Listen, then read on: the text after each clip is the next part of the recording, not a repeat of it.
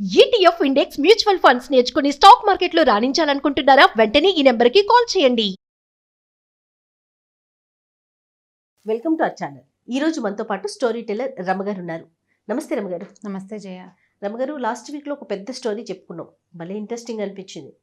ఈ రోజు కూడా అలాంటి పెద్ద స్టోరీ ఒకటి చెప్పండి. స్టోరీ సరే కానీ నీ గొంతు ఏమిటి అలా ఉంది? బాగా జలుబు చేసేసింది రమగారు, సీజన్ మారింది కదా, సో నాతోనే మొదలవుతుంది అనమాట సీజన్. ఈ సీజనల్ జలుబులకి ఒక వీడియో చేసాము ఆల్రెడీ మన దగ్గరే. ఓకే, ఆ వీడియో చూసి కషాయాలు చేసుకుని తాగు. ఇప్పుడు నీకు చెప్పలేను, నేను ఆల్రెడీ చెప్పేశాను. ఓ తప్పకుండా రమగారు, ముందు వీడియో చూడాలి అర్జెంటుగా నువ్వు. ఖచ్చితంగా ఫస్ట్ వ్యూ నేనే అవ్వాలా? మీరే ఫస్ట్ వ్యూ, నేనే ఫస్ట్ వ్యూ అని పెట్టాలి. కొంతమంది నేను ఫస్ట్ వ్యూ అని పెడుతుంటారు. నాకు కూడా ఎప్పుడన్నా నేను ఇంట్లో ఉన్నప్పుడు వీళ్ళు మన వాళ్ళు పెడతారు కదా, పెట్టేద్దామా అనిపిస్తుంది. మరి నాకు నేనే పెట్టుకుంటే బాగుంటుంది. బాగుంటుంది మీకు మీరే కాదు కదా, ఇప్పుడు నాకు కదా. ఫస్ట్ నేనే ఫస్ట్ వ్యూ అని పెడదాం అనుకుంటాను. ఈసారి పెట్టాలి సార్, నెక్స్ట్ టైం పెట్టేస్తాను. ఫస్ట్ వ్యూ కాదు, కషాయం కాచుకుని తాగి అప్పుడు చెప్పాలి. ఖచ్చితంగా ఖచ్చితంగా, భలే ఇబ్బంది పడుతున్నానండి ఈ సీజన్ లో. కొంచెం ఇబ్బందులుగానే ఉంటుంది. వీడియో చూడండి తప్పకుండా రమ్మగారు. లైఫ్ చేసినట్లున్నారు మీరు. లైఫ్ చేసాం. సో తప్పకుండా కషాయాలు కాచుకుని తాగితే ఎలాంటి రిలీఫ్ వచ్చింది అనేది ఫర్దర్ మెసేజెస్ లో కూడా పెట్టాలి. మీరు పెడితే జనాలు అందరూ మోటివేట్ అవుతారు దాన్ని చూసి. తప్పకుండా అండి. అంటే ఇప్పుడు కషాయం కాచు తాగిన వాళ్ళంతా మళ్ళీ ఇంకోసారి వీడియో చూసి మళ్ళీ పెట్టాలన్నమాట. ముక్కు కారట్లేదు రమ్మగారు, లోపల ఉంటుంది. థ్రోట్ బాగా పెయిన్ అనిపించేసి మంటలాగా లోపల ఉంటుంది. అంటే ఈ థ్రోట్ ఇన్ఫెక్షన్లు అవి వస్తాయి. ఈ సీజన్ అట్లాంటిది కదా, వర్షాకాలపు తొలి రోజుల్లో వస్తాయి. మరి ఓకే, సరే కథలోకి వద్దాం. మొన్న చెప్పిన లాంటి కథ, అంటే ఇంచుమించుగా అలా అలా అనిపించేది. కీర్తిసేన అని ఒక అమ్మాయి కథ చెప్తాం. అయితే కాస్త అటు ఇటుగా ఇది చిన్న పతివ్రత కథ అని అనుకోవాలి. మామూలుగా పతివ్రతల కథలు అంటే మనం సతీ అనసూయ, సతీ సావిత్రి అలా చెప్పుకుంటాం. అంటే ఎక్స్ట్రీమ్ లిమిట్స్ దాటేసి వీళ్ళు భర్తల కోసం పాతివ్రత్యాన్ని, అంటే తమ తాలూకు సౌభాగ్యాన్ని కాపాడుకోవడానికి మ్యాక్సిమం ట్రై చేసి చాలా కష్టపడి ఎంతో కష్టాన్నైనా ఎదుర్కొనే వాళ్ళ కథల్ని మనం వాళ్ళని పతివ్రతామ తల్లులుగా భావిస్తాం కదా. ఇది మరీ పూర్తిగా పతివ్రత అంటే అంత పేద రకం ధోరణి కాదు, కానీ మామూలు అమ్మాయిలు తమ ఫ్యామిలీని నిలబెట్టుకోవడానికి చేసే ప్రయత్నాన్ని చెప్పిన కథ అనమాట. ఆసక్తికరంగా ఉంటుంది అమ్మాయి కథ. నాకు గుర్తుండి ఈ సంవత్సరం ఇంటర్మీడియట్ ఫస్ట్ ఇయర్కో సెకండ్ ఇయర్కో సాంస్క్రిట్లో ఈ లెసన్ పెట్టారు. ఇది బృహత్ కథలోని కథ, సంస్కృతంలో ఉంటుంది. సాంస్క్రిట్ తీసుకున్న వాళ్ళకి తెలుస్తుంది. పేరెంట్స్ ఎవరైనా స్టోరీ చెప్పి ఉంటే వాళ్ళకు కూడా తెలుస్తుంది. కథ ఇంట్రెస్టింగ్గా ఉంటుంది. జనరల్ పీపుల్కి తెలిసే అవకాశం లేదు. ఇది కథ. అమ్మాయి పేరు ఏంటంటే కీర్తిసేన. కీర్తిసేన అనే అమ్మాయి ఒక వ్యాపారస్తుడు కూతురు. ఆయన చాలా ముద్దుగా గారాభంగా పెంచాడు. ఈ పిల్ల చాలా అందగత్తెట, చక్కగా ఉండేది. చక్కటి అమ్మాయి, మృదు స్వభావి. అంటే ఒకళ్ళు జోలికి పోయే లక్షణం లేదు ఆ అమ్మాయికి. తన పనేదో తనేదో చక్కగా బంగారు బొమ్మలాగా ఉండేది. అయితే వాళ్ళ నాన్న బాగా వెతికి ఆ పిల్లకి అనురూపమైన పెళ్లి కొడుకుని వెతికాడనమాట. అందమైన చక్కగా కాలు పొడుగున్న పొడుగాటి అబ్బాయి, మంచి ఆజానుబాహువు. అటు అందమైన పిల్ల పక్కన మరింత అందంగా కనపడే పెళ్లి కొడుకు కోసం బాగా ప్రయత్నం చేసి చివరికి ఒక పెళ్లి కొడుకుని సాధిస్తే ఆ పిల్లవాడికి తండ్రి లేడు, వాళ్ళ అమ్మ ఉంది. ఈ అమ్మ ఏంటంటే ఈవిడ కొంచెం గయ్యాళ్ళిదని ఊళ్ళో పేరు. కానీ ఒక పిల్లాడు కదా, వాడిని ఏదో కొంచెం చదువు విద్యాబుద్ధులు చెప్పించింది. వాళ్ళకి ఏవో వ్యాపారాలు ఉన్నాయి. ఉంటే సరే బాగుంది కదా, బాధ్యతలు లేవు, ఒకడే పిల్లాడు, ఏదో కొంత ఆస్తిపాస్తి ఉందని ఆలోచించి పిల్లవాడు అందంగా ఉన్నాడు, పైపెచ్చు పిల్లని ఇష్టపడ్డాడు. ఇవన్నీ ఇప్పుడు మన అందరూ ఆడపిల్లల తండ్రులు ఆలోచించే సహజమైన విధానంలోనే ఈ కీర్తిసేన నాన్న కూడా ఆలోచించి ఆ పిల్లకి పెళ్లి చేశాడు. పెళ్లి చేస్తే భార్యాభర్త అన్యోన్యంగా చక్క చిలక గోరింకాలే బాగా ఉండేవాళ్ళు. ఈ అత్తగారికి కొంచెం లేత వయసులోనే భర్త చనిపోయాడు. ఆవిడకి కోడలు కొడుకు అన్యోన్యంగా ఉంటే ఆవిడకి ఏం పెద్ద నచ్చేది కాదు. పైగా సహజంగానే గయ్యాళి, కొంత పోట్లాట కోరు, కయ్యానికి కాలు దువ్వే రకం. చుట్టుపక్కల వాళ్ళతో అసలు స్నేహాలే లేవు ఆవిడకి. ఈ పిల్లని ఆ భర్త బయటికి వెళ్ళంగానే కోడల్ని కాల్చుకు తినేది ఆవిడ. ఏదో ఒకటి అంటాం, తిట్టడం, ఒట్టి పుణ్యానికి ఏదైనా పని నాకు చేత కాదు అనగానే నువ్వు చేసి తీరాల్సిందేనని మొండికెత్తి పని చేయించడము, ఇలా బాగా ఏడిపించుకు తినేది. ఈ అమ్మాయి పెద్దగా భర్తకి చెప్పేది కాదు. కానీ వాళ్ళ అమ్మ పాపం ఇంకెవరు లేరు అతనికి, తల్లి తప్ప, అమ్మకి అతనికి చెడగొట్టకూడదు అని బుద్ధిమంతురాలన్నమాట ఈ పిల్ల. బుద్ధిమంతుల లక్షణం ఏమిటంటే నాకు ఇబ్బంది వచ్చింది మీ అమ్మ వల్ల అని చెప్పి అమ్మకి గౌడికి పోట్లాట పెట్టకుండా ఉండటమే బుద్ధిమంతుల లక్షణం. సరే, ఆ లక్షణం ప్రకారం ఆ పిల్ల ఏం చేసింది, పోట్లాడితే పోట్లాడిందిలే. భర్త ఉన్నప్పుడు తను ఏమంటలేదు, భర్త తనతో చాలా బాగా ప్రేమగా ఉంటున్నాడు. ఇది ఆలోచించుకుని ఈ అత్తగారి దుష్కృత్యాలు ఎప్పుడు ఆ పిల్ల చెప్పల భర్తకి. కొన్నాళ్ళ తర్వాత ఏమైందంటే ఇతనికి అప్పుడు ఆ రోజుల్లో వ్యాపారాలు వేరే ఊళ్ళకి వెళ్ళి చేయటమే కదా. ఇక్కడ సరుకు అక్కడికి పట్టుకెళ్ళేవాళ్ళు, అక్కడ సరుకు ఇక్కడికి తెచ్చేవాళ్ళు. ఈ క్రమంలో ఇతనికి వాళ్ళ చుట్టాలంతా ఏదో ఒక వస్తువు బళ్ళ మీద వేసుకుని వలభి అనే ఒక నగరానికి వెళ్దామని, పక్కన ఉంది వల్లభ నగరం, వలభి అంటారు దాన్ని, అక్కడికి వెళ్దామని అన్నారు. అనేసరికల్లా ఈ వెళ్ళటము బాగా 2-3 నెలలు పట్టేస్తుంది. దూరం వెళ్ళి రావాలి కదా, 3 months 6 months కూడా పట్టేది. ఈ 3 నెలలు 6 నెలలు ఇతను ఉండకపోతే ఈవిడ తను ఏం చేస్తుందోనని భయపడి ఈ పెళ్ళి ఏం చేసింది, కీర్తిసేన భర్తకి చెప్పింది, మీ అమ్మ నన్ను చాలా అన్నిటికీ తిడుతూ ఉంటుంది, మా అమ్మగారు తిడతారు అంటే కొంచెం ముద్దుగానే చెప్పింది, గొప్పగా అంటే కంప్లైంట్లా కాకుండా నువ్వు లేకపోతే నేను ఒక్కదాన్నే ఉంటే నన్ను ఇబ్బంది పెడుతుందేమోనని నాకు భయంగా ఉంది, నేను ఒక్కతనే ఉండలేను, నువ్వు వెళ్ళొద్దంది. అనేసరికల్లా ఇతను భార్యకి నచ్చజెప్పాడు. అలా అంటే ఎట్లా వ్యాపారం, మనకి ఈ ఊళ్ళో ఉంటే మనకు నడవదు, ఇట్లా వ్యాపారాలు చేసుకోవాలి, నేను మా అమ్మకి చెప్తాను లేని వాళ్ళ అమ్మకి, అమ్మ నేను ఇట్లా 5-6 నెలలు వెళ్ళాలి, 3 నెలల నుంచి 6 నెలల దాకా పడుతుంది, ఈ అమ్మాయి మంచి కుటుంబంలో పుట్టిన పిల్ల, దాంతో స్నేహంగా ఉండాలమ్మా, నువ్వు స్నేహంగా ఉండాలి, గొడవలు అవి పెట్టద్దమ్మా, నేను తిరిగి వచ్చేదాకా నా భార్యను జాగ్రత్తగా చూసుకోమ్మా అని అన్నాడు. అనేసరికల్లా వాళ్ళమ్మ తెల్లబోయినట్టుగా మొహం పెట్టి, అదేమిట్రా అట్లా అంటావు, నేను ఇందుకు ఇబ్బంది పెడతాను, మన ఇద్దరికి గొడవ పెట్టడానికి నీ భార్య ఇట్లాంటి పిచ్చి మాటలు చెప్తోంది, చిన్నపిల్ల దానికి అలా అర్థం చేసుకుంది కాబోలు, తన మంచికే చెప్తాను కానీ నేను నీకు దానికి చెడు చేయాలని నేను అనుకుంటానా, నాకున్నది ఒకే కొడుకు ఒకే కోడలు అని ఇట్లా రకరకాలు మాట్లాడేసరికల్లా ఈ కుర్రాడు నమ్మేశాడు. తల్లుల మాటలు సహజం కదా, వాళ్ళ అమ్మ మాట ప్రతివాడు అమ్మ మాట నమ్ముతాడు. ఏమనుకున్నాడంటే భార్యే అమాయకత్వము, పైగా చిన్నప్పటి నుంచి వేరే ఊళ్ళో పెరిగింది, ఈవిడ ధోరణి ఆ పిల్లకి అర్థం కాక అపార్థం చేసుకుందని భావించి, ఏం పర్వాలేదు మా అమ్మ నిన్ను బాగా చూసుకుంటుందని భార్యకి నచ్చజెప్పి వీడికాస్తా వెళ్ళిపోయాడు బిజినెస్ కోసం. ఇక ఆ కొడుకు అటు వెళ్ళటం ఏమిటి, ఈవిడ కోడల్ని చావగొట్టి చెవులు మూసేసింది, కొట్టేసింది బాగా. తర్వాత పని వాళ్ళందరినీ మానిపించేసింది, ఇంట్లో అన్ని పనులు కోడలతోటే చేయించింది కొన్ని రోజుల పాటు. ఈ పిల్ల చిక్కిపోవటం మొదలుపెట్టింది, పని చేయొద్దు అంత పని. అక్కడి నుంచి ఏం చేసింది, ఈవిడికి ఒక స్నేహితురాలు ఉంది, ఎంతసేపు ఎప్పుడు వచ్చి వీళ్ళింటూనే ఉంటుంది. వీళ్ళిద్దరూ కలిసి ఏం చేశారంటే ఆ పిల్లని కాస్త ఒకరోజు ఒంటి మీద బట్టలు లేకుండా చేసేసి దాదాపుగా కొట్టి, వాళ్ళ ఇంట్లో ఒక నేలమాళిగ ఉందిట. నేలమాళిగ అంటే పాత రోజులు ఏంటంటే ధనం దాచుకునేందుకు నేలమాళిగలు ఉండేవి, మెట్లు దిగి అక్కడ కనపడేది కాదు, కనపడకుండా ఉండేది. దాన్ని ఇప్పుడు మన సినిమాల్లో చూపిస్తుంటారు, అట్లాంటివి లోపలికి మనకదే మన సినిమాలో కూడా పాత సినిమాల్లో కనపడుతుంది, తలుపులాగానే ఉంటుంది, దాని లోపల ఇంకో ద్వారం ఉంటుంది అనమాట, భూమి లోపలికి ఉండేవి. ఈ మంచాల కిందకి అక్కడ పెట్టేవాళ్ళు, వాటి తలుపులు కిందకి లోపలికి వెళ్తే అక్కడ ధాన్యము బంగారం అవి దాచిపెట్టుకునేవాళ్ళు. ధాన్యాల కంటే హెచ్చుగా బంగారము, గింజలు ఏవి విత్తనాలు, తర్వాత డబ్బులు, ఖరీదైన వస్తువులు, విలువైన వస్తువులు, పాత వస్తువుల్ని వాటిని కింద దాచిపెట్టేవాళ్ళు. ఆ నేలమాళిగలో ఉన్న డబ్బులన్నీ బయటికి తెచ్చేసి ఈ అమ్మాయిని ఆ నేలమాళిగలో పడేశారు. అయ్యో, రోజు ఏం చేసేవాళ్ళు, తలుపు తీసి ఒక చిన్న అంత మూకుడుతోటి, మట్టి మూకుడుతోటి దాంట్లో అంత అన్నం పెట్టి కిందకి వదిలిపెట్టేవాళ్ళు. చంపేయలేదు, చచ్చిపోయేలాగా చేశారు. అంతే అన్నం తిని గాలి వెలుతురు రాని చోట ఉంటే మనుషులు ఏం బతుకుతారు? 2-3-4 రోజులు గడిచేసరికి 2-3 రోజులకి ఆ పిల్ల ఏడ్చి మొత్తుకుంది, కానీ ఏమీ వినపడదు బయటికి.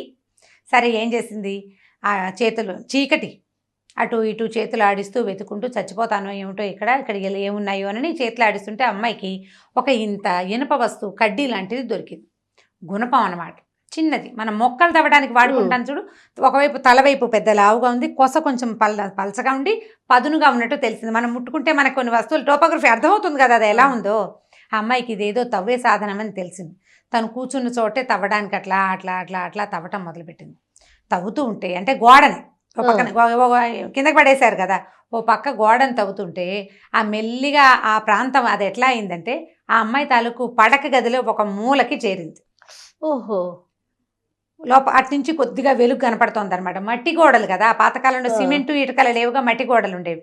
ఈ అమ్మాయి ఏం చేసింది, తవ్వి శబ్దం వస్తున్నట్టు తెలియకుండా మెల్లిగా తవ్వి 2-3 రోజులకి మొత్తానికి తన బెడ్రూమ్లోకి చేరింది. ఓహో, చేరేసరికల్లా ఏమనుకుంది, కొద్దిపాటి వెలుగులో రాత్రిపూట చేరిపోయింది లోపలికి. నిదానంగా ఏం చేసింది, తనవి కొన్ని బట్టలు కొంత బంగారము తీసుకుంది. బోల్డ్ అంత ఆస్తి ఇచ్చేట వాళ్ళ నాన్న పిల్లకి, ఎంత బంగారమో, ఎన్ని వస్తువులు, ఒకతే పిల్ల చాలా ఇచ్చాడు. సరే కొంత బంగారం కొన్ని బట్టలు తీసుకుని బయటకు వచ్చింది. బయటకు వచ్చాక ఏమనిపించిందంటే, నేను రోడ్డు మీద ఈ రకంగా తిరిగాను అనుకో, నేను స్త్రీని, నన్ను కనిపెట్టేస్తారు, ఫలానా వాళ్ళ కోడలు నన్ను తెలిసిపోతుందని ఏం చేసింది, తన బట్టలు వదిలిపెట్టేసి భర్త బట్టలు తీసుకుని బంగారం తీసుకుని ఆ బట్టలు వేసుకుని మగవాడి వేషధారణతో, అప్పుడు మగవాళ్ళకి ఆడవాళ్ళకి చిన్న చిన్న తేడాలు ఉండేవి. స్త్రీలు వేసేది మగవాళ్ళు అయితే చొక్కాలు లాంటి షరాయి లాంటివి వేసుకుంటారు కదా, ఓ పంచ కట్టుకుని నడుముకి పైన ఒక చొక్కా లాంటిది, నెత్తికో తలపాగా పెట్టుకుని బంగారం పట్టుకుని వెళ్ళిపోయింది బయటికి. వెళ్ళిపోయి ఏం చేసింది, బాగా కొంత దూరం నడిచాక ఏమనిపించింది, ఎక్కడో చోట ఉండాలి, భర్త వచ్చేదాకా ఉండాలి. తండ్రి దగ్గరికి వెళ్ళటానికి ఆ అమ్మాయికి మనసొప్పల. అంటే ఇప్పుడు పుట్టిళ్ళకి చేరకూడదని పాత కాలపు వాళ్ళ ఉద్దేశం అనమాట. ఏదైనా ప్రాబ్లం రాగానే అమ్మా నాన్న వైపు చూసి పరిగెత్తేస్తాం మనం. ఇప్పుడు మన పరిస్థితులు అవి. అవును. ఈ పాత రోజుల్లో ఈ చెడి పుట్టిళ్ళు చేరకూడదు అనేది ఒక సూత్రం. కష్టాల్లో ఉన్నప్పుడు అస్సలు వెళ్ళకూడదు, పరువు ఉండదని. మనం ఇలాంటి పాత సినిమాల డైలాగుల్లో మనకు వినపడతాయి. మాయాబజార్ సినిమా బాగా చూసిన వాళ్ళకి సుభద్రాదేవి చెడి పుట్టిళ్ళు చేరకూడదని ఏడుస్తుంది. చిన్నతనం, చులకనైపోతాం అన్నదమ్ములు అక్క చెల్లెళ్లలో. అందుకని వెళ్ళేవాళ్ళు కాదు. ఇప్పుడు ఒక పిల్ల ఉంటే ఏ చులకన లేదేం లేదు, ఒక పిల్లలు ఇద్దరు పిల్లలే కదా. అప్పటికంటే సంసారాలు పెద్ద ఉండేవి. ఈ అమ్మాయి ఏం చేస్తుందంటే భర్తను వెతుక్కుంటూ అతను వెళ్ళిన నగరానికి వెళ్ళిపోదలుచుకుంది. ఒట్టిగా ఏం వెళ్తామని ఒక వ్యాపారస్తుల బిడారు వెళ్తుంటే వాళ్ళని ఆశ్రయించింది. వాళ్ళు ఏమనుకున్నారు, ఈ అమ్మాయి చాలా అందగత్తని చెప్పాం కదా, మగవేషం వేసుకుంటే ఒక యంగ్ యాక్టివ్గా ఉన్న ఒక మగపిల్లాడు బాగా కనపడుతున్నాడు కదా, మీసాలు కూడా రాలేదు, ఇంకా లేతగా కనపడతారు. ఆడపిల్లలు మగవేషం వేసుకుంటే అదే కదా కనిపించేది. తప్పించుకోవడానికి ఆడవాళ్ళు మగవేషాలు, మగవాళ్ళు ఆడవేషాలు వేసేవాళ్ళని తెలుస్తోంది దీన్ని బట్టి. అక్కడి నుంచి వాళ్ళ దగ్గరికి వెళ్ళింది. వెళ్తే అతనేమన్నాడు, ఈ కుర్రాడిని చూసి సరదాపడి బాగున్నాడని, మాతోటేముండు, ఏదో ఒక వ్యాపారం చేసుకుందు కానీ అని చెప్పాడు. ఏం చెప్పింది ఈ అమ్మాయి, నేను ఇంట్లో పోట్లాడి మా నాన్న వాళ్ళతో పోట్లాడి ఏదైనా వ్యాపారం చేసుకోవడానికి వచ్చేసానని అతన్ని నమ్మించింది. మరి ఏదో ఒక మాట చెప్పాలి కదా. సరే వాళ్ళ దగ్గర వెళ్తుంటే ఏమైంది, వెళ్ళే దారిలో వాళ్ళు ఏం చేశారంటే మెయిన్ రోడ్ల మీద మెయిన్ రోడ్స్ మీద వెళ్ళలేదు. మెయిన్ రోడ్డు మీద వెళ్తే ఏమవుతుందంటే సుంకాలు పడిపోతాయి, ట్యాక్సెస్ పడతాయి బాగా. అందుకని వాళ్ళు ఏం చేశారు, కొన్ని అడవి మార్గాలు పట్టి కొన్ని అడవుల్లో నడుచుకుంటూ పోతారు. ఈ బళ్ళు అవి వేసుకుని ఒంటెలు అప్పట్లో అలాగే వెళ్ళేవి. ఒక బిడారు ఒక 20-30 మంది వ్యాపారస్తులు, ఓ 10-20 బళ్ళు, కొన్నిటి నిండా సరుకు, కొన్నిట్లలో మనుషులు, వీళ్ళకి భోజనాలకు సరిపడా వస్తువులు వేసుకుని వ్యాపారాలకు పోయేవాళ్ళు. పెద్ద ఎత్తున వెళ్ళగలిగే వాళ్ళేమో ఓడల మీద వెళ్ళేవాళ్ళు. ఈ చిన్న ఎత్తున వ్యాపారం చేసుకునే వాళ్ళంతా ఒంటెద్దు బళ్ళు, 2 ఎడ్ల బళ్ళు, ఎడ్ల బళ్ళు మహా ఉంటే ఒక గుర్రం, ఓ 2 కుక్కలు అలా తీసుకుని వెళ్ళేవాళ్ళు కాపలాకి, అవసరానికి. అక్కడి నుంచి ఈ బిడార్లో వెళ్తోంది కదా, వీళ్ళు ఏం చేశారు, ఈ అడవిదారిలో వెళ్తున్నారు. వెళ్తూ ఉంటే ఈ అడవిదారిలో బాగా ముందుకెళ్ళాక వీళ్ళకి ఒక నక్క ఊళ్ళ వినపడింది. అదొక శకునం అనమాట. నక్క ఊళ్ళలు ఎక్కడ వినపడతాయంటే దొంగలు వచ్చే దారిలో నక్క ఊళ్ళ వినపడతాయని శాస్త్రం అంట. దాంతో వీళ్ళు హడిలిపోయి దొంగలు వచ్చేస్తున్నారు, పారిపోతుంది, ఎవరి దారిని వాళ్ళు పారిపోతే కనీసం ప్రాణాలైనా దొంగ వెధవలు అప్పట్లో ఏం చేసేవాళ్ళు, చంపేస్తారు. ఇప్పుడు వస్తువు తీసుకుని వీళ్ళని వదిలిపెడితే ఏదో బతుకు జీవుడా అని బతకచ్చు, మీద పడి చంపేస్తారు వాళ్ళు. ఒక్కొక్కళ్ళు బందిపోట్లు, వాళ్ళ క్రూరంగా ఉంటారు మనుషులు. దాంతో ఏ పక్కకి ఆ పక్కకి జనాలు పారిపోయారు.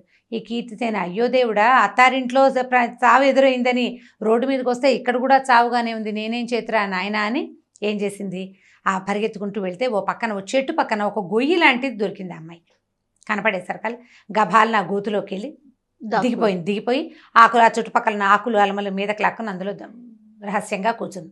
ఈ దొంగలు రానే వచ్చారు, దొరికిన వాళ్ళని ఒకళ్ళనిద్దరిని కొట్టడం, తనటం, చంపడం చేసేసి ఈ వస్తువులన్నీ పట్టుకుని వెళ్ళిపోయారు వాళ్ళ దారిని వాళ్ళు. తెల్లారేదాకా ఆ గోతులోనే కూర్చుని అమ్మాయి అదృష్టం ఏ పామో తేలో రాలా, ఏ అడవి జంతువో రాలా. ఈ దొంగలు వచ్చిన హడావిడి హైరానికి జంతువులు వీళ్ళ దగ్గరికి రాలేదు, అదొక ప్లస్ పాయింట్ అనమాట. అక్కడి నుంచి ఈ అమ్మాయి గోతులోంచి లేచాక సరే ఏదో ఎక్కడికి వెళ్ళాలో తెలీదు, నడిచిపోతుంటే ఒక మునీశ్వరుడు కనపడి ఎవరమ్మాయి, ఎవరినైనా ఏమిట్రా నాయన సంగతి అని అడిగితే, రాత్రి ఇట్లా వచ్చామండి, దొంగలు మా వెంట పడ్డారు, ఏదో దాక్కున్నానంటే ఆయన ఏం చేశాడు, కమండలంలో కాసిన నీళ్లుని, ఆ నీళ్లు చెంబు కమండలం అయితే మంచినీళ్ళు తాగిన ఆయన అని ఇస్తే ఆ నీళ్లు తాగి, అమ్మాయి ఆహారం లేదు ఏమీ లేదు, ఇప్పుడు నీళ్లు తాగినా కనీసం నయమే కదా ఏ తిండి లేనప్పుడు, ఆ నీళ్లు తాగి మెల్లిగా దారి పట్టింది. వలభీ నగరానికి దారి పట్టింది, భర్త వెళ్ళిన నగరానికి అనమాట. ఆయన దారి చూపించాడు ఇలా వెళ్ళమని. అలా వెళ్తుంటే ఏమైందంటే ఒక చెట్ల తోపు, పోల్డన్ని మామిడి చెట్లు, జామ చెట్లు, ఈ చెట్లు చాలా ఉన్నాయి. ఆ లోపల ఒక గుడిసె లాంటిది కూడా కనపడింది. ఈ అమ్మాయి ఏం చేసింది, ఆ తోటలోకి ప్రవేశించి పోయి ఆ గుడిసెలాగా ఉన్న దాంట్లో ఎవరు మనుషులు లేరు, అంటే తోటమాలీలు కాపలా కోసం వేసుకున్నదనమాట. ఇప్పుడైతే లేవు, పళ్ళు గిళ్ళు లేవు చెట్లకేమీ. ఈ లోపల పోయి కూర్చుని ఏం చేసింది, ద్వారానికి లోపల ఎవరి రాకుండా, అంటే జంతువులు రాకుండా అడ్డకట్ట వేసేసి కూర్చుంటే ఏమైంది, పెద్ద దబదబా గునుగున అని రకరకాల చప్పుళ్ళు వినపడుతున్నాయి, నేల అదిరిపోతుంది, ఎవరో వస్తున్నారు లోపలికి. ఆ వస్తుంటే ఆ వచ్చింది ఎవరని ఆ తలుపుకున్న కంతల నుంచి చూస్తుంటే అమ్మాయికి ఏం కనపడిందంటే ఒక రాక్షసి మంచి కూరలు బ్రహ్మాండంగా, ఆడది పెద్ద ఎత్తుగా ఉంది, బ్రహ్మాండమైన పర్సనాలిటీ. చిట్టి పొట్టి పిల్లలు ఉన్నారు 5-6 దాని దగ్గర, రాక్షస పిల్లలు. తల్లి రాక్షసి, పిల్ల రాక్షసులు, ఓకే, గుంపంతా వస్తుంటే ఓ నాయన, వాళ్ళ దగ్గర నుంచి, అత్త దగ్గర నుంచి తప్పించుకున్నా, దొంగల దగ్గర నుంచి తప్పించుకున్నా, ఇక్కడ దొరికిపోయేలాగా ఉన్నాను, ఈ రాక్షసి తప్పకుండా నన్ను తినేస్తుంది, ఇంకేముందిరా దేవుడా అని ముడిచిపెట్టుకుని కూర్చుంది. ఈ లోపల ఏమైంది, పిల్లలు అమ్మ అమ్మ ఏమైనా పెట్టవే, ఆకలిస్తుంది అని ఈ రాక్షస పిల్లలు అడుగుతుంటే ఆవిడ, ఆ రాక్షసి కళ్ళ నీళ్ళు పెట్టుకుని, ఏం చేయండి నాయన, ఊరంతా తిరిగి వచ్చాను, ఎక్కడా దొరకలేదు మనకు ఆహారము. అయితే నేను ఇవాళ ఏం చేశానంటే, మన బేతాళ నగరానికి వెళ్ళానంటే, రాక్షసులందరికీ ఉండే రాజు అనమాట, ఢాకినీ నగరం ఏదో అంటారు దాన్ని. అక్కడికి వెళ్ళాను. అయితే బేతాళుడు నన్ను నువ్వెవరు ఏమిటని అడిగితే, నేను మన సంగతి అంతా చెప్పాను. మన వంశవృక్షం చెప్పిందనమాట రాక్షసి. ఫలానా వాళ్ళ అమ్మాయిని, ఫలానా వాళ్ళ మనవరాలు, ఇంకోళ్ళ మేనగోడల్ని లైన్ అంతా చెప్పింది. నా వంశవృక్షం అంతా విని, నువ్వు చాలా గొప్ప జాతికి చెందిన రాక్షసివి, నీకు ఆహారం దొరకపోవడం కడు శోచనీయమైన సంగతి, కాబట్టి నువ్వు ఒక పని చెయ్యి, ఒక 10 రోజులు, ఒక 1 నెల రోజులు ఓపిక పట్టు. ఈ 1 నెల రోజులు ఓపిక పడితే, వసుదత్తుడని ఒక రాజున్నాడు, ఇప్పుడు ఈ అడవి ప్రాంతానికి రాజు. అతను ఒకసారి వేటకి అడవిలోకి వస్తే, చెవిజొచ్చు పాము అనే ఒక పురుగు, అది మనుషులు ఎవరైనా కనపడితే, జంతువులకు కూడా చెవుల్లో దూరుతుందిట ఆ పాము, చెవిలో దూరే పాము. మన దగ్గర కూడా రోకల బండ ఏదో పురుగు ఉండేది జయ, బయట పడుకుంటే రోకల బండ పురుగు చెవిలో దూరుతుందని చెప్పేవాళ్ళు. సన్నగా మిలకలు తిరుగుతుంది, దాని పేరు అదే అనిపిస్తుంది. ఆ పాములు చెవిలో దూరతాయని చెప్పేవాళ్ళు. ఈ చెవిలో దూరిన ఒక పామట అడవిలో చెవిలో దూరిపోయింది. 100-150 పిల్లలు పెట్టింది అతన్ని తల్లో, బుర్రలోకి వెళ్ళిపోయి. దాంతో విపరీతమైన శిరోవేదంతో రాజు మరణాసన్నుడిగా ఉన్నాడు. అతను చచ్చిపోతే, అతన్ని నువ్వు మాయోపాయంతో అతని శరీరాన్ని తెచ్చేసుకో, నువ్వు నీకు 6 నెలలకు సరిపడా ఆహారం దొరుకుతుంది అని చెప్పాడు బేతాళుడు. అని చెప్పాడు.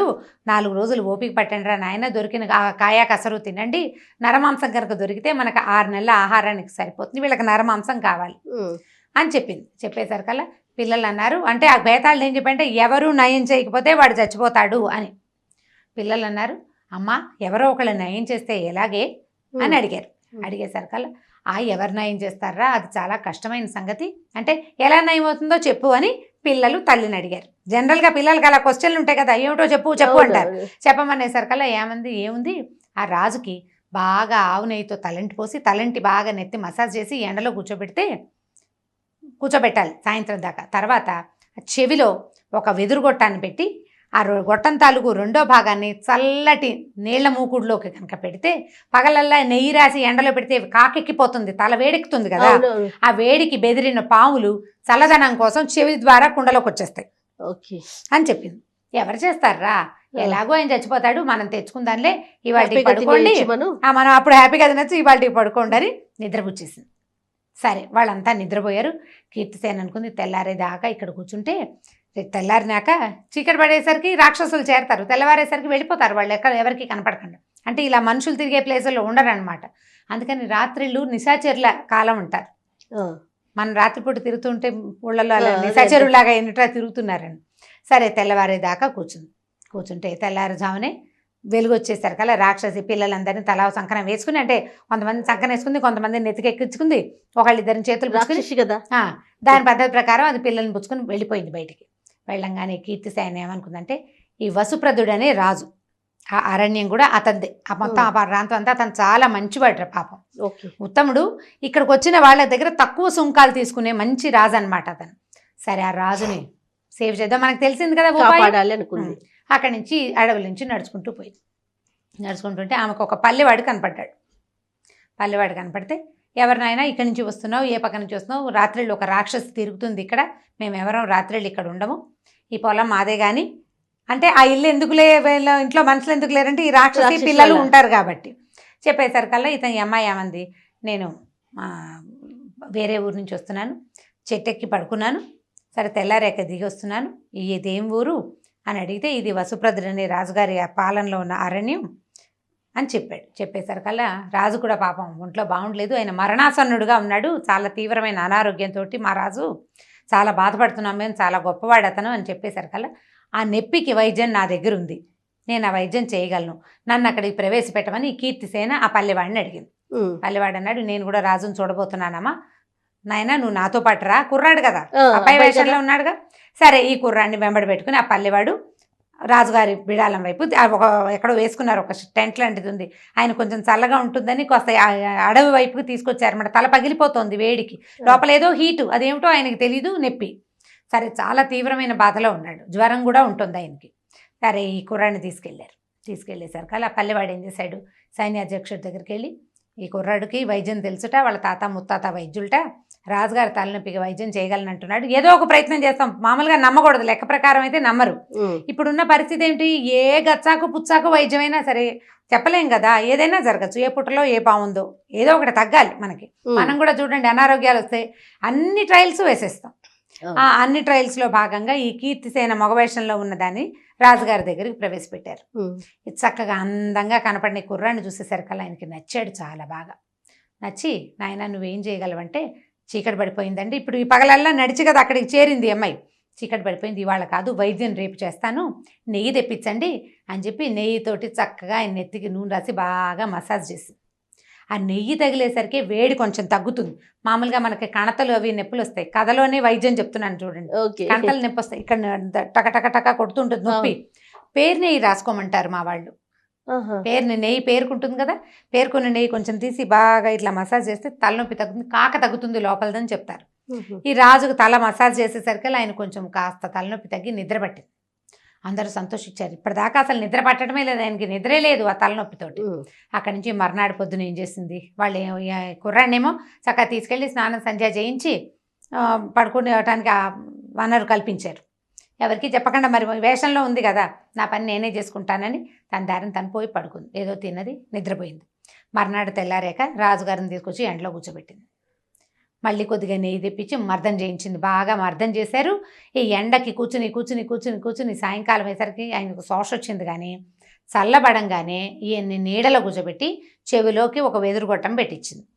ఈ గొట్టం తాలూకు కొస ఒక చల్లటి నీటి కుండలో ఏం చేశారు, మూకుడు పెడతారు, మూత ఉంటుంది కదా, ఆ మూకుడుకు వచ్చి ఇల్లు కొట్టించి ఈ గొట్టం తాలూకు కొస అందులోకి పెట్టింది అనమాట. బయటికి రాకూడదు మళ్ళీ ఆ పురుగులు. అక్కడి నుంచి ఒక 10 నిమిషాలు అయ్యేసరికల్లా రాజు తల్లోంచి ఏదో పాకుతున్నట్టుగా తెలుస్తోంది ఆయనకి. ఈ చెవి ద్వారా లోపలికి ఉన్న మొత్తం 100, 150 చిన్న చిన్న లుకలకలాడుతున్న పాములన్నీ కుండలోకి వచ్చేసాయి. ఈ కుండను మూత పెట్టించారు. కాసేపటికి తలనొప్పి తగ్గిపోయింది నాకు అన్నాడు ఆయన. తలలో నొప్పి లేదు, తల తేలికిచ్చేసింది. అక్కడి నుంచి కీర్తిసేన ఏం చేసింది, ఆయనకి కాస్త పళ్ళరసం, కొద్దిగా నెయ్యి అవి తాగడానికి ఇచ్చింది. నెయ్యి కాస్త నెయ్యి తాగేసరికల్లా ఏమవుతుంటే కూల్ అవుతుంది శరీరం. అక్కడి నుంచి పళ్ళరసం అవి తాగి ఆయన బాగా రిలాక్స్ అయిపోయాడు, పోయి పడుకున్నాడు. పడుకున్న తర్వాత దీనికేమో ఒక వాసన గట్టిచ్చేసింది కుండని. మర్నాడు పొద్దున ఆ కుండలో ఉన్న పాములు చూసి నిర్ఘాంతపోయారు జనం అంతా. అవన్నీ రాజుగారి తలలో ఉన్నాయి, ఇంతంత పాము పిల్లలు. అక్కడి నుంచి రాజుగారు అయితే అప్పుడే ఏం చెప్పాడంటే, నా తలనొప్పి తగ్గించు, నీకు అర్ధరాజ్యం ఇస్తానని చెప్పాడట. ఈ అమ్మాయికి వెంటనే అర్ధరాజ్యం ఇచ్చేసేయండి, కీర్తిసేనుడికి అర్ధరాజ్యం ఇచ్చేస్తామన్నారు అబ్బాయికి. అనేసరికల్లా వద్దు మహారాజా, నాకు అర్ధరాజ్యం ఎందుకు, నేనేం చేసుకుంటాను, ఏదైనా చిన్నది ఇవ్వండి అంటే ఒక గ్రామము కొంత సంపద ఇచ్చారు. ఇస్తే ఈ అమ్మాయి ఏమంది, నేను ఇప్పుడే వెళ్ళనండి, కొంతకాలం నేను ఇక్కడే ఉంటాను, నాకు ఇచ్చిన సామానంతా మీ దగ్గరే ఉంచుకోండి, నాకు మీరు ఇచ్చినవన్నీ గిఫ్ట్లన్నీ మీ దగ్గరే పెట్టుకోండి, నాకు ఇప్పుడు వద్దు, నేను వెళ్ళేటప్పుడు తీసుకెళ్తాను, నన్ను ఇక్కడ ఉండనివ్వండి అని చెప్పింది. సరే వీళ్ళు ఏం చేశారు, ఓ ఇల్లు బస ఏర్పరిచారు. రాజును రక్షించినందుకు ఇది కూడా ఇంకో రాజు కింద ట్రీట్ చేస్తున్నారు అనమాట. హాయిగా అమ్మాయి ఇక మిగిలిన వాళ్ళు ఎవరిని లోపల రానివ్వకుండా తన స్నానపానాది కార్యక్రమాలన్నీ తనే చేసుకుంటూ హాయిగా తన దారిని తను ఉండడం మొదలుపెట్టింది. ఒక 1 నెల రోజులు 2 నెలలు అట్లా టైం గడిచింది. ఈ గడిచిన తర్వాత ఏమైంది, వలభీనగరం నుంచి బోళ్ళంతమంది వర్తకుల బిడారు వచ్చిందని వార్త వచ్చింది. ఈ అమ్మాయి ఏం చేసిందంటే ఆ బిడార్ దగ్గరికి వెళ్ళింది. బిడార్ దగ్గరికి వెళ్ళి ఆ భర్తను చూసేసింది, వెళ్ళింది బాగా లోపలికి వెళ్ళి చూసింది అనమాట. చూస్తే అతను ఎక్కడున్నాడో వెతుక్కుంటే అతను కనపడ్డాడు. దగ్గరికి వెళ్ళేసరికి అలా అతను ఈ అమ్మాయిని గుర్తుపట్టేశాడు, ఇది మగవేషంలో ఉన్నప్పటికీ. భార్యను గుర్తుపడతాడు, మిగిలిన వాళ్ళు ఎవరికి ఇది అమ్మాయి అని తెలియదు కదా. అక్కడి నుంచి ఇదేమిటి ఈ వేషంలో ఎందుకున్నావు, ఇక్కడికి వచ్చావేమిటి, నువ్వు ఎందుకు ఈ వసదత్త నగరానికి వచ్చావని అడిగాడు. అడిగితే ఈ అమ్మాయి జరిగిన కథ అంతా చెప్పింది భర్తకి. మా అమ్మ ఇట్లా చేసింది, నేను అక్కడి నుంచి పారిపోయాను, ఇలా ఒకటి స్టెప్పులు దాటుకుంటూ ఈ స్టెప్పుకి చేరానని చెప్పింది. చెప్పేసరికల్లా అక్కడి నుంచి ఇద్దరు కలిసి రాజుగారి దగ్గరికి వెళ్ళారు. వెళ్తే ఆ అమ్మాయి తన అత్తగారు తన మీద చేసిన దురాగతాన్ని రాజు సన్నిధిలోనే చెప్పింది.